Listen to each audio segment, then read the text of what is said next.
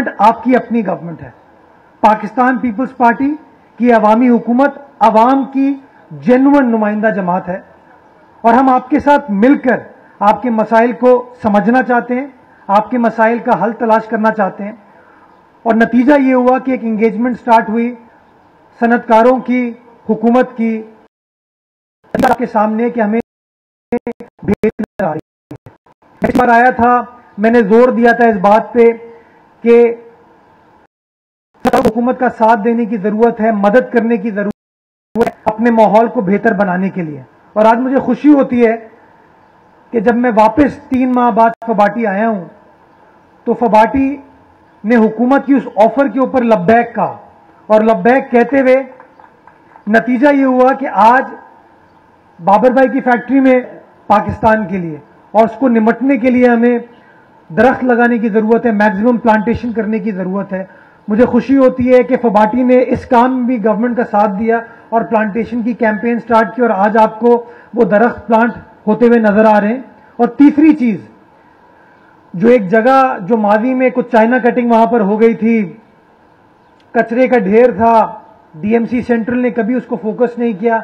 मुझे खुशी होती है बताते हुए कि उसके कचरे को साफ करके अब वहां पर पानी का एक आरओ प्लांट लगाया जा रहा है जिससे वो मजदूर, वो आम आदमी, वो गरीब मेहनतकश मुस्तफीद होगा। पानी मुफ्त उन लोगों को मिल पाएगा। इसी तरीके से एक डिस्पेंसरी संगे बुनियाद मैंने रखा है और मुझे यकीन दहानी कराई है एसोसिएशन ने कि इंशाल्लाह उस डिस्पेंसरी को मजीद अपग्रेड करके एक अस्पताल की शक्ल दी जाएगी ताकि आसपास की जो आबादी है वो उससे मुस्तफीद हो सके।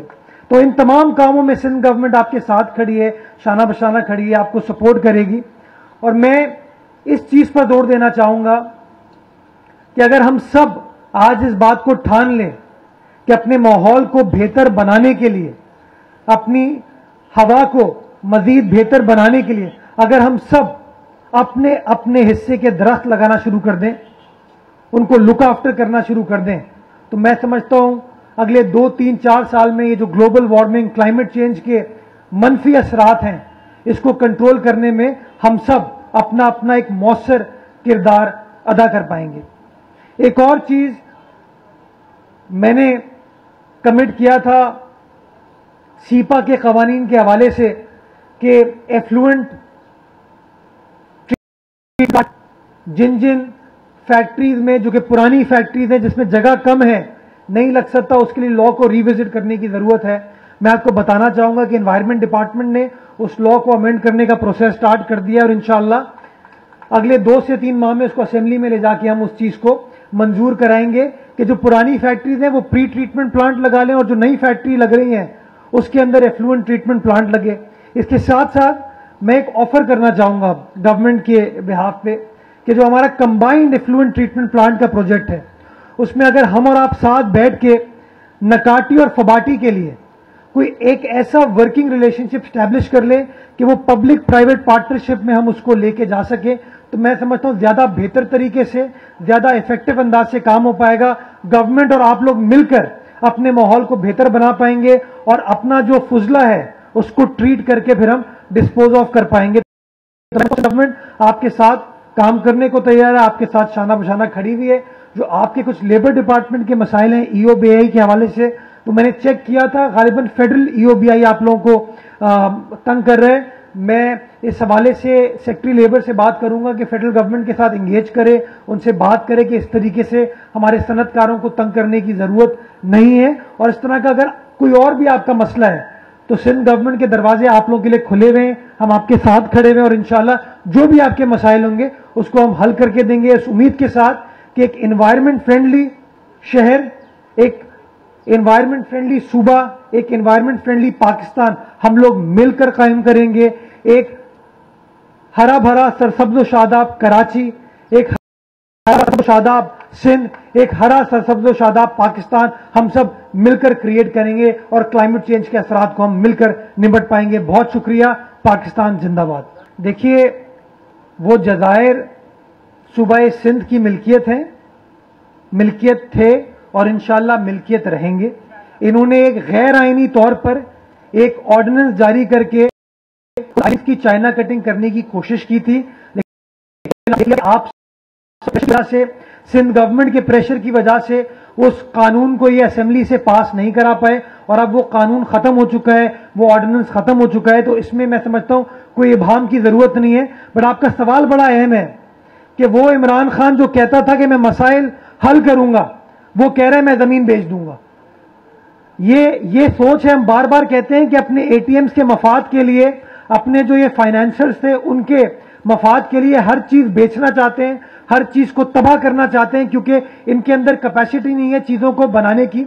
मैं एक छोटी सी गुजारिश करना चाहूंगा कि इमरान साहब कल जो जहांगीर तरीन ने अपने खाने की दावत की, वहां पर जो एमएनएज एमपीएज मौजूद थे, उनकी मौजूदगी के बाद मैं समझता हूं अब एक बहुत बड़ा डाउट क्रिएट हो गया है कि क्या इमरान खान साहब के पास असेंबली में, चाहे वो पंजाब की असेंबली हो या कौमी असेंबली हो, उसके अंदर उनके पास शायद अददी अक्सरियत नहीं है। बिलावल भुट्टो जरदारी साहब ने सेनेट के इंतखाबात में यूसुफ रजा गिलानी को इस्लामाबाद से मुंतखब करा के यह साबित किया था कि इमरान खान साहब के पास अक्सरियत नहीं है असेंबली में। और अब मैं समझता हूं जहांगीर तरीन साहब के कल के डिनर के बाद यह बात साबित हो गई है कि वजीर आजम के पास वो नंबर्स मौजूद नहीं है कि वो इस मुल्क के ऊपर हुकूमत कर सकें या हुक्मरानी कर सकें।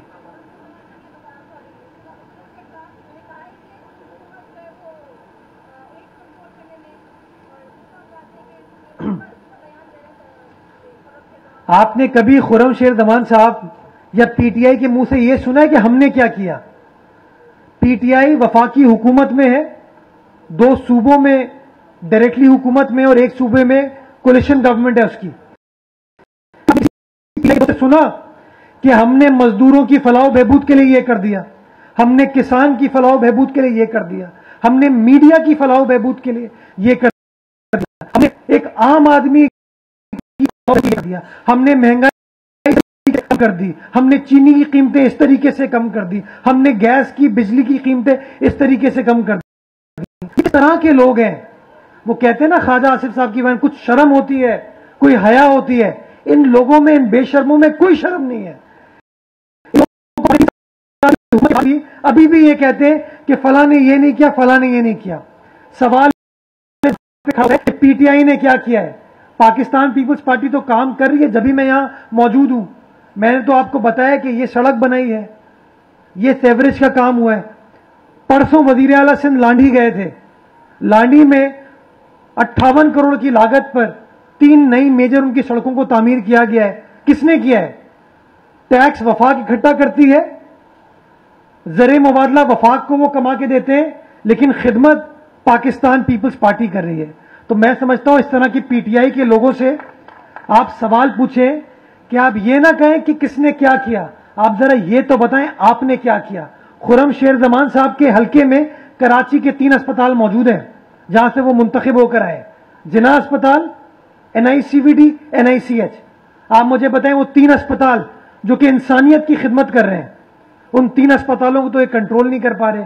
बार बार उन 3 अस्पतालों को वफाक शब खून मारने की कोशिश करती है ताकि वो पॉलिटिकल पॉइंट स्कोरिंग कर सके। तो मैं समझता हूं कि पीटीआई के दोस्तों को ये बोले, अब तनकीद से बाहर निकलो, अब बताओ कि तुमने पाकिस्तान के लिए क्या किया, तुमने पाकिस्तान के आम आदमी के लिए क्या किया, तुमने पाकिस्तान की 22 करोड़ आवाम के लिए क्या किया।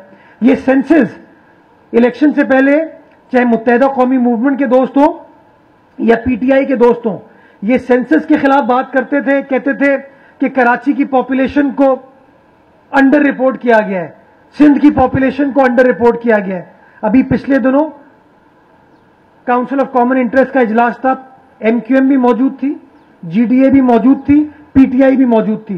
तीनों मिलकर सेंसस को अप्रूव कराने की कोशिश कर रहे थे। अगर उस सेंसस के गैर मुनसिफाना रिजल्ट को किसी ने ऑब्जेक्ट किया तो वो पाकिस्तान पीपल्स पार्टी के सिंध हुकूमत के वजीर आला ने किया। तो हम तो अवाम के साथ खड़े हुए हैं, अवाम के इश्यूज पर अवाम की तर्जुमानी करें।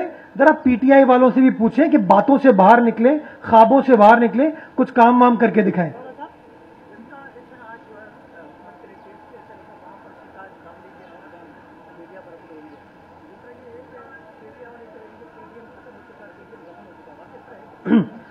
मुझे तो सवाल ये पूछने पर आप मजबूर करें कि अब पीटीआई मौजूद है। अब मुझे तो ऐसा लग रहा है कि पीटीआई खत्म हो चुकी है, क्योंकि कहीं वो नजर नहीं आते, कहीं वो नजर नहीं आते आवाम के मसाइल को हल करते हुए, अपने वादों को पूरा करते हुए।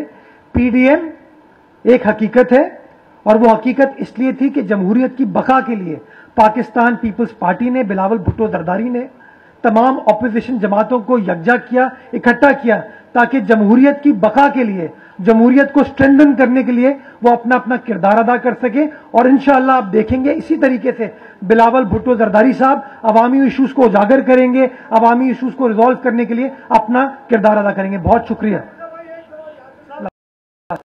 मीडिया वाले बात करें।